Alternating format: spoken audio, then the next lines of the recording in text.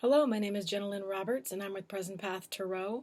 Today I want to offer you a perspective from the Tarot on the idea of depression.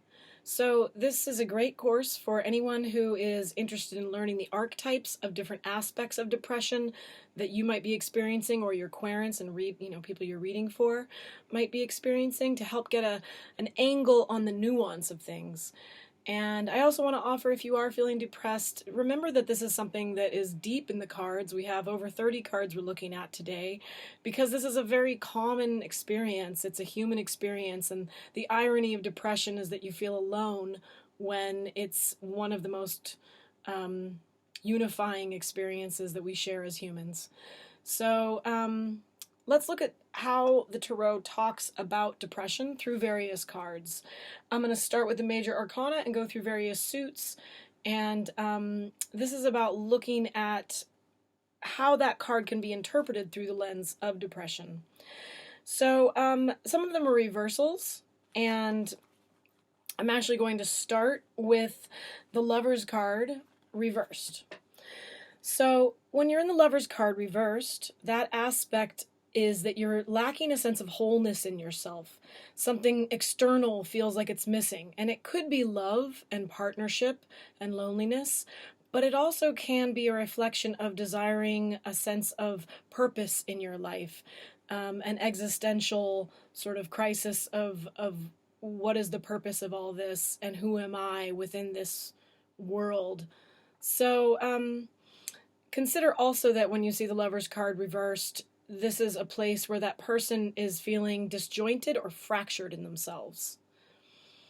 And then, not a couple cards ahead, just a couple cards, we get into the Strength card reversed, which is when you're just struggling with your sense of what is my weakness, what is my strength, and feeling weak somehow. So tapping into your own strength, into your own empowerment, and feeling that you have the capacity to manage this thing. One thing that I love that Pema Chodron says about addiction, which is often related to depression, is that it is a formidable foe. And the Strength card reversed is when you're struggling against a formidable foe within. The Wheel of Fortune is just when things are not going right externally, so the world is not handling things in your favor, and it feels like things are going wrong. This is also a card of nuance and change can cause frustration in people and a sense of backwards, that life's going backwards somehow, when really sometimes you have to take 2 steps forward and 1 step back, and that 1 step back can be harsh sometimes. The Hanged Man, to me, is about a spiritual renewal. So when the Hanged Man comes up reversed and you're trying to manage some level of depression, this can be a spiritual disconnect. You're struggling against understanding, again, your purpose in the world, but how you can be of service in the world, and there's somehow you're not connecting to spirit. So this is a card where I would say a good suggestion would be tapping into something like prayer or any spiritual practice and making it a routine so that you really feel connected deeply to your spiritual side. Of course, the Death card comes up, right? The Death card is very much about the puberty sort of change that we must go through, and letting go of a part of you that hurts to let go of, that feels like it's a wholeness of you, but really it's an old part of you that needs to be dissolved so that a new part may be reborn. It's that butterfly chrysalis moment. So that's a way to look at this card from a place of depression, that you also might be in a state of grief with your losses in life in some way. And owning that grief and accepting that grief is really powerful medicine. One thing I love that Krishnamurti says is, you have to allow the emotions to come through you and fully experience them, and don't feel like you have to even name them. And I feel like the Death card would be a time for that, because it has so many nuanced experiences. As things are changing, you're getting a lot of ambivalence maybe, and a lot of ambiguity in what you're feeling. And so letting it all come and flow through and evolve and transfer is a good thing to do at this moment. The Temperance card reversed would be about not allowing yourself full integration. So you're not grasping the old self and bringing in the benefits of the old self with the new self and where you're going into one whole being. And this can also be a spiritual disconnect card, that you're not allowing yourself to integrate your spirit with your mind, body, and energy, that the whole self can integrate into one being. Oh, I jumped around a bit because the Devil card should have been next. And, no, maybe not. So this part, if you're pulling the cards and this card comes up, that can be a card of really clinging in some way to the attachments of the temporal world. So it's when you're depressed because you're trapped in your own vices. So allowing yourself to really be tender and kind with yourself, because I think the Devil card can also be very critical and harsh on us. And acknowledging that you have to make deep commitments to break free of the vices that are keeping you in a negative cycle. Of course, the Tower card is going to make its way in. And I think depression can often be aligned with the feeling of doing things wrong.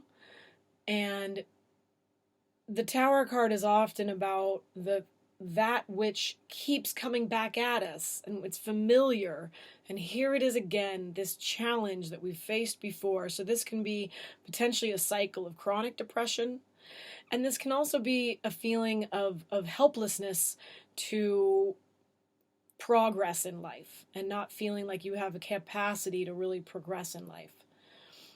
And that can come up either upright or reversed in this case. But I feel personally like for yourself, choose whether the reversal means that you're able to overcome that challenge, or whether you are truly lost in it and unable to. Either way, the message for the Tower card is to try to do things differently. So if you're in depression and you've been doing, let's say, verbal therapy for years and it's not getting you what you need, go try dance. Go try spiritual dance. Go try journaling. Try something new in how you're approaching this formidable foe. The Moon card is about the shadow self. So this is a card about going internally and being really aware of your own potential parts of madness, the parts of you you're ashamed of, and letting those come to the surface and be looked at with acceptance and curiosity. Because there's so much depth in the Moon card of what's going on behind the scenes. And when you're having a cycle or a loop of thought, the Moon card might be saying to look at where that cycle begins. So asking yourself, what are these thoughts and how do they behave? What's their purpose and how do they behave is one Hindu way of managing this. The Sun card reversed might come up if you're just not feeling like you have any opportunities, and you might be feeling, and a lot of time that might mean that you also have opportunities and you're not seeing them for what they could be. So the Sun card reversed can have a lot to do with just not having the vision to see where the opportunities are and feeling kind of stuck in some way with your evolution. The Judgment card would be, in regards to someone depressive, about not feeling your ability to share your truth, not being able to speak your truth and to share your experience with the world. And if you get this, I recommend that you share with someone you love and trust what's going on for you. and potentially write about it and honor this experience you're having as valid, of being heard. And that would also regard if it was reversed. And then the World card might come up. This is less so for me, but I wanted to bring it up because if it's reversed, it's that sense of not finding the satisfaction of completion. This could mean that the person goes around accomplishing things, maybe successfully, and then never giving themselves the moment to say, oh, look what I did, and giving yourself that credit and that personal acknowledgement that you have accomplished something. So that's some of the major arcana cards, keeping in mind that every card in the tarot can relate to this very universal experience of depression. But these are the ones that I just felt give an aspect on it, a detail on it, that help you tune into that particular flavor of depression that person might be feeling, or what tools they can use to overcome it. So going into the minor arcana, Ace of Wands reversed is just when you just don't have that fire, you don't have that spark in you right now. And that can be it can be very hard to just feel just no desire for anything in particular. And with this card, I think it's just finding acceptance with yourself that you don't have to be in a constant state of desire. And it's something where just make sure you're getting your basic needs met. And if you find desire for anything, no matter how silly it is, whether it's a video game or a TV show, as long as it's not a video game or a TV show that you've been binging for weeks and you're still desiring, escapism is another thing that goes on, but letting yourself be really present with following through on the initiation of spark as it comes, and not feeling foolish about it if it's kind of weird.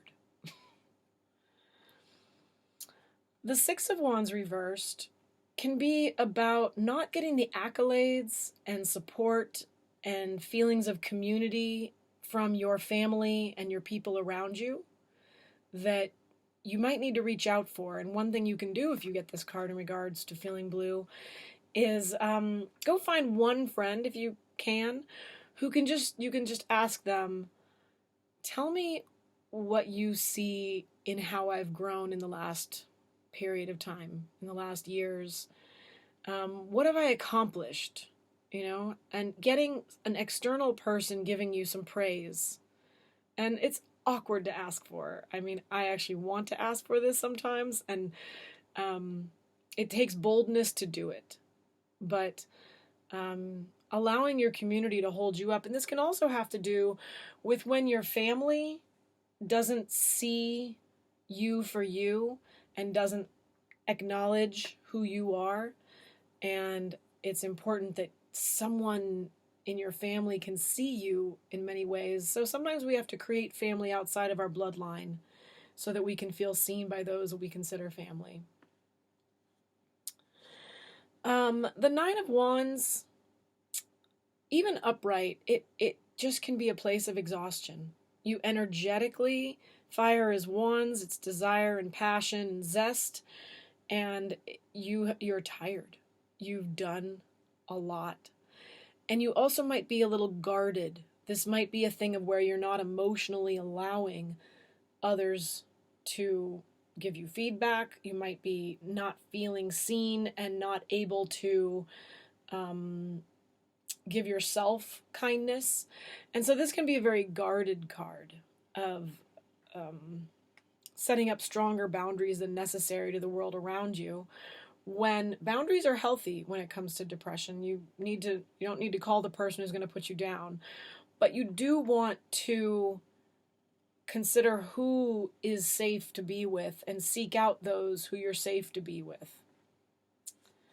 And the Ten of Wands is, in the relation to depression, I see this as what we do as a way to avoid the feelings of depression.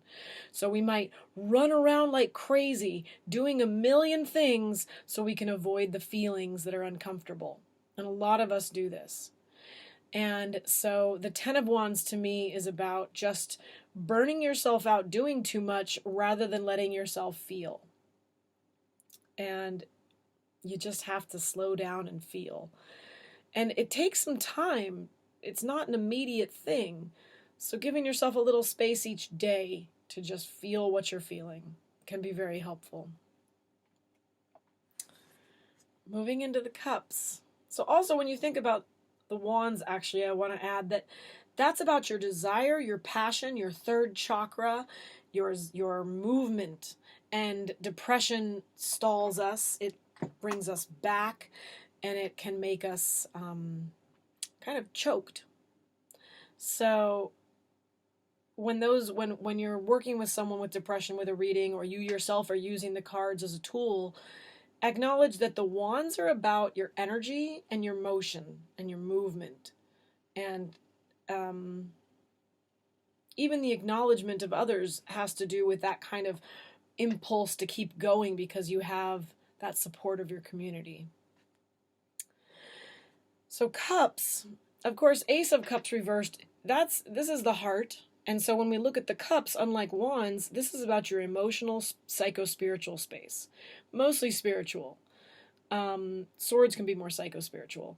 So this is when you are emotionally experiencing depression, rather than just energetically.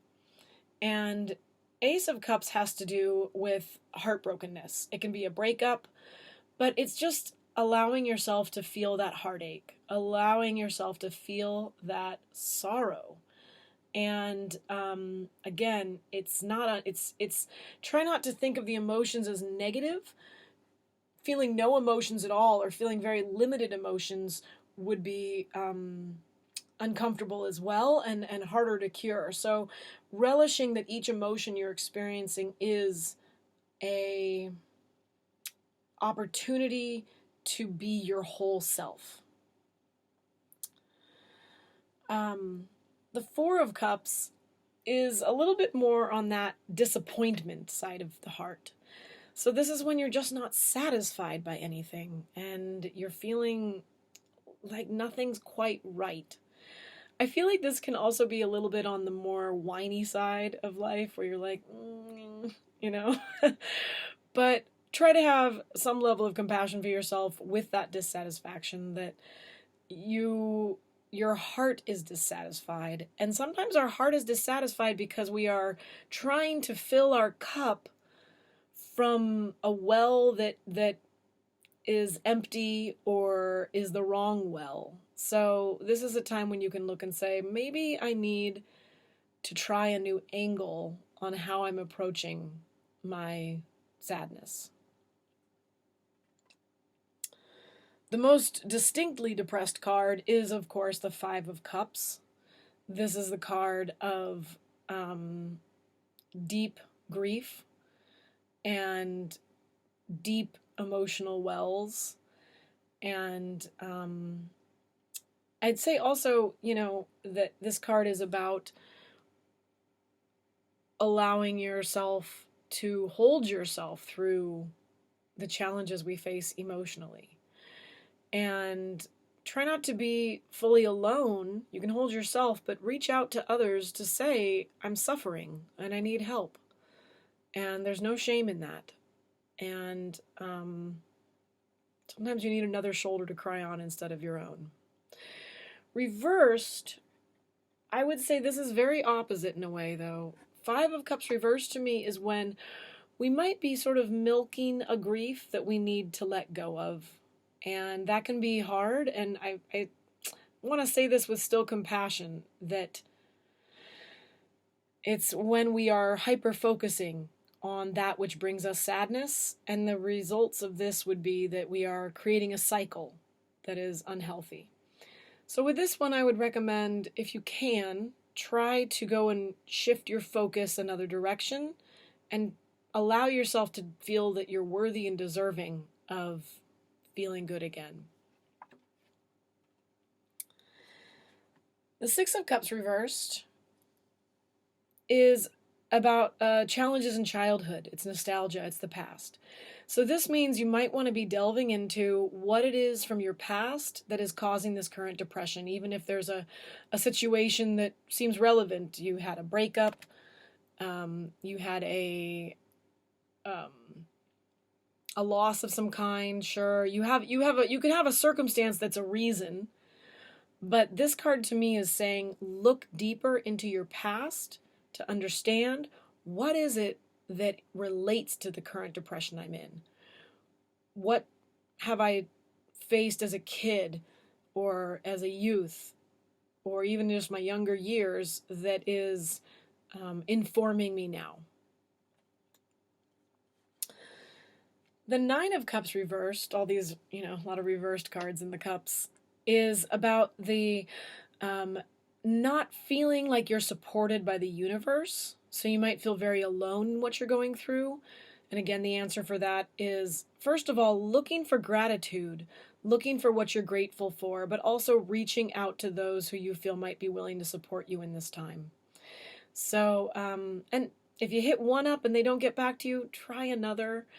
But also, every day waking up and doing a gratitude practice is a good way to work with this particular flavor of sadness in your life and feeling alone.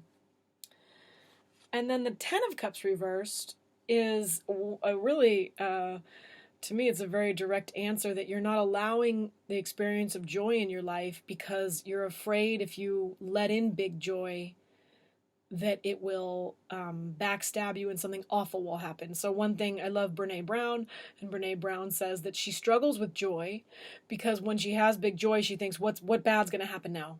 What bad's, something, this can't be happening. So it's a unique thing that we have to really allow ourselves to feel the full experience of joy that we are worthy of without being paranoid that doing so is going to lose our safety. So those are the heartful cups. And now we go into the swords, and the swords are the mind. So, I feel like we're very limited in our words around depression. We can have energetic depression with the wands, where we just burn ourselves out, or we just don't have a spark of delight and focus. We can have a depression of the heart, where we just have to go through some deep sorrow and sadness and grief and feel the feelings, and it's so murky. And then we can have the depression of the mind, which I think is kind of what we focus on the most in American culture, at least, Western culture.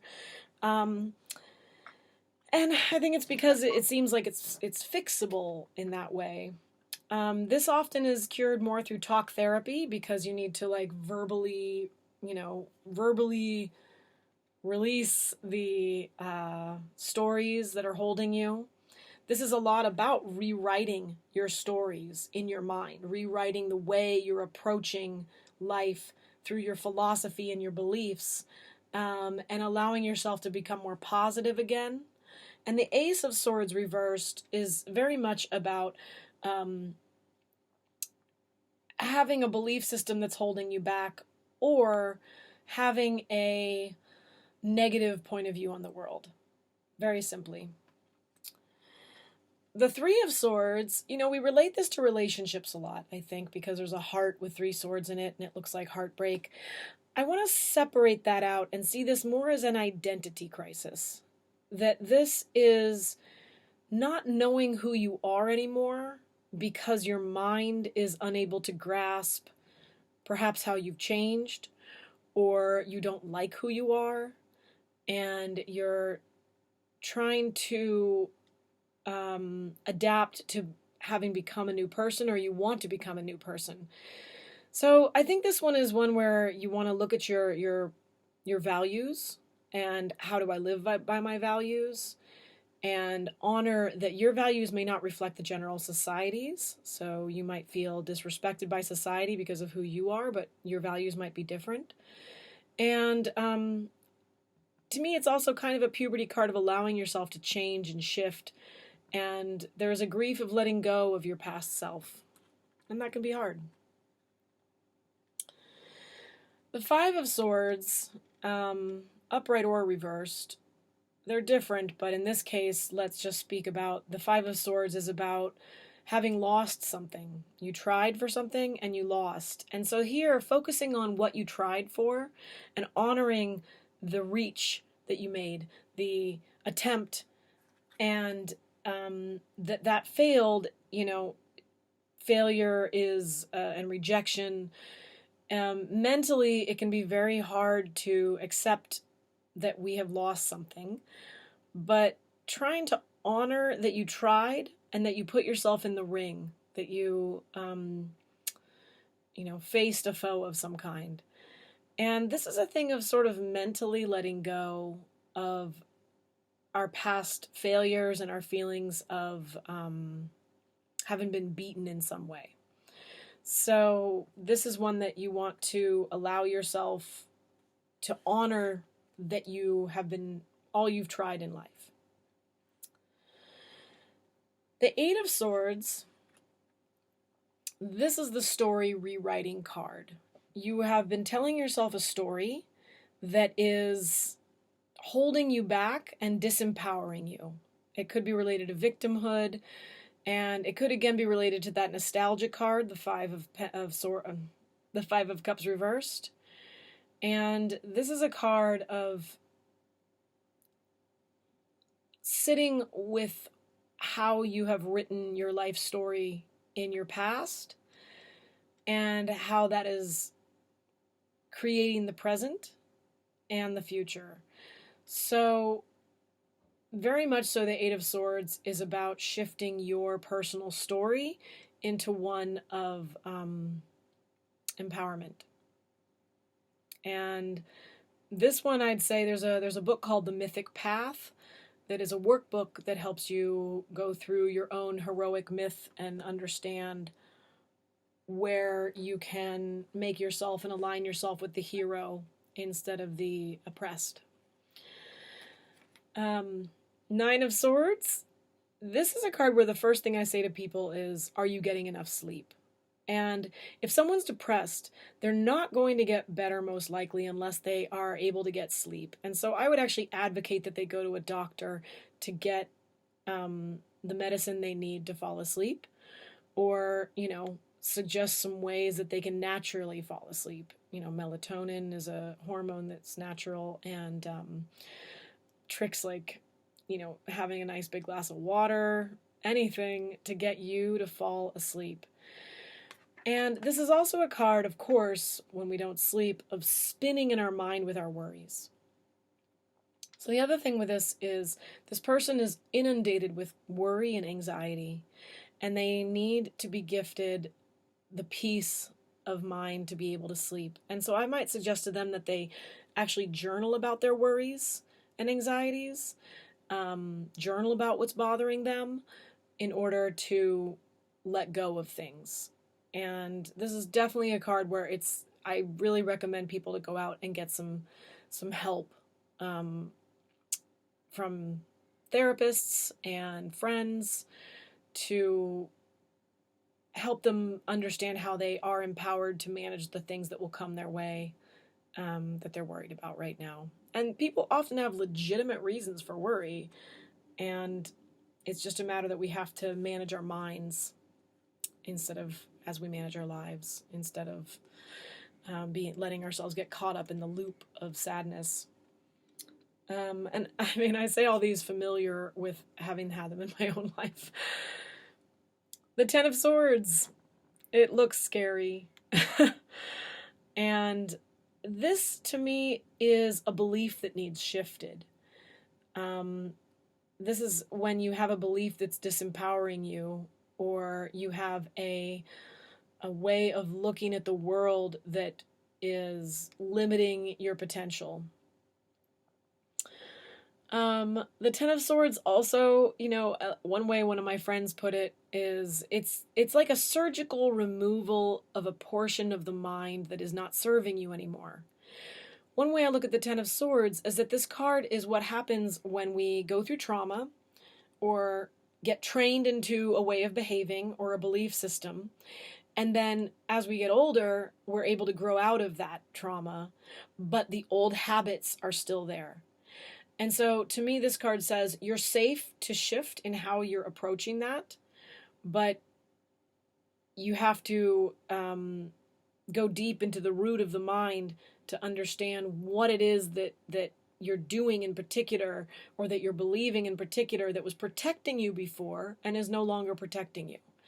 And to take the judgment out of it, they've done situations where they try to help people before a trauma is dispersed, and then those people go back in having taken down their shields and put up bigger, greater shields the next time. So whatever shield you created to survive in this life, or to be safe and loved in your home growing up, was probably the best possible way to manage it. So be kind to yourself, and now you're safe enough that you can shift out of that behavior, shift out of that mindset, and tap into a new way of being that you don't need that old anymore. I only pulled 3 Pentacle cards. And there's other cards. I mean, I was thinking of other ones, like the 7 of Cups would be great in the sense of looking at how we can scatter our attention over many things rather than going for our true dream. And that could cause depression. Or every single card in this deck could relate to something revolving around depression. So I'm simply trying to give you a view of some of the cards and how they have different perspectives on them. And the Pentacles being more grounded, they're just earthy, and the earth is the stable and the routine of what you're doing, and how you're approaching things in a sort of grounded, slow, patient way. So it's very practical experiences.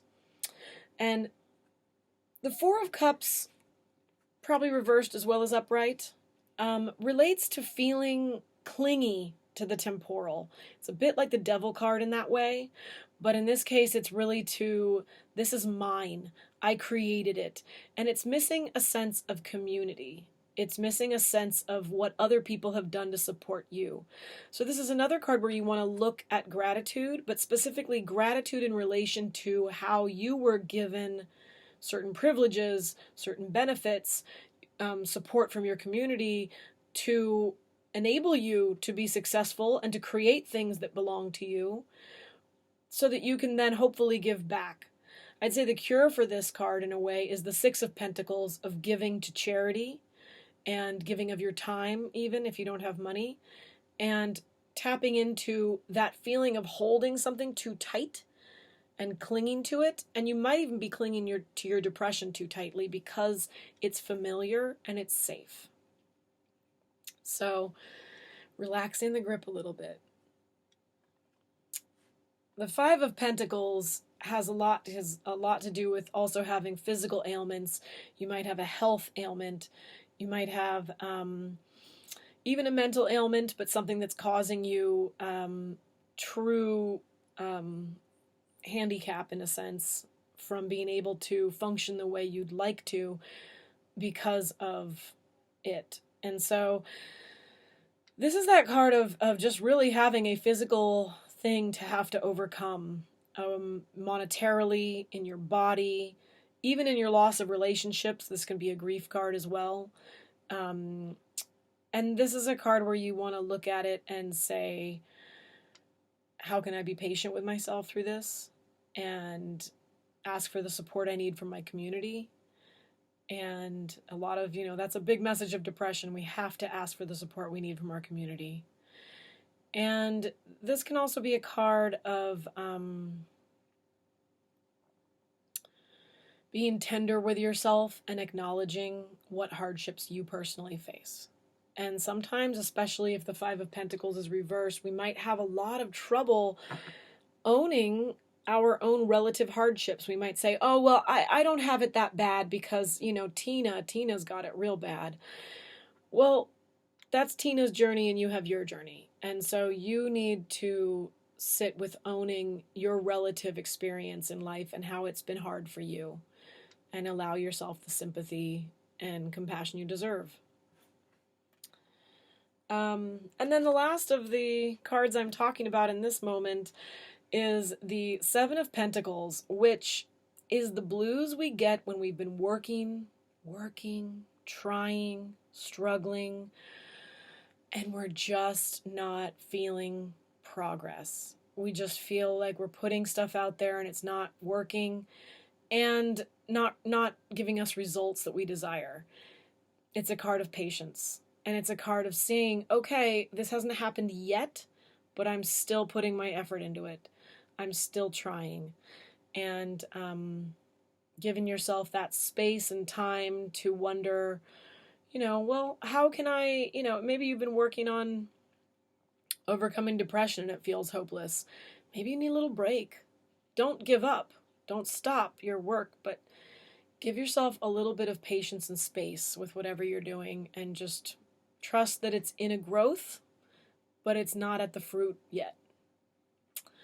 So that's a little overview, and this is a different thing than I've normally done, and I haven't seen other people doing this, but the Tarot gives us many archetypes, and then once you take cards and put them to juxtapose together, infinite archetypes, to really understand this life experience we're having.